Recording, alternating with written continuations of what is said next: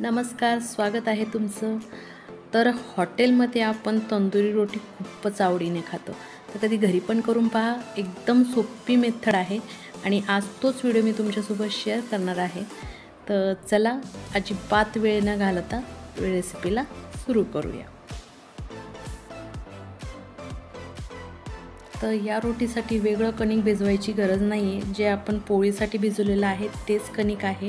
तर एक छोटी लाटी घेऊन आकाराने लहान अशी पोळी लाटून घ्यायची आहे। तुम्ही पाहू शकता आपल्या नेहमीच्या पोळीपेक्षा थोडी लहान लाटायची आहे।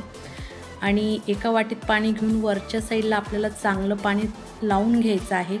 जोपर्यंत पोळी लाटतोय तोपर्यंत गॅस एकदम मोठा ठेवायचा आहे आणि तवा एकदम चांगल्या प्रकारे तापू द्यायचा आहे। आणि जे पाणी लावलेली बाजू आहे तर ती तव्यावरती टाकून द्यायची, म्हणजे ती पोळी जी आहे तर ती तव्याला चांगल्या प्रकारे चिटकून जाईल।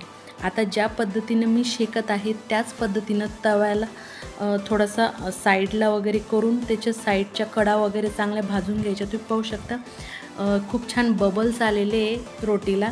आणि तोच तवा आपल्याला उलटा करायचा आहे गॅसवरती आणि त्याची वरची बाजू जी आहे तर ती आपल्याला चांगल्या प्रकारे भाजून घ्यायची आहे, अगदी अशा प्रकारे ज्या पद्धतीने मी भाजत आहे।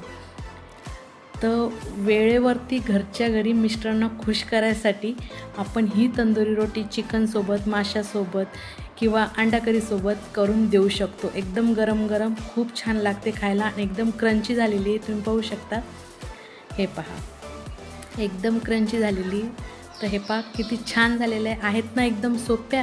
तर मग कशाला हॉटेलमध्ये जायचं खायसाठी। तर चॅनलला सबस्क्राईब करा आणि सपोर्ट करा।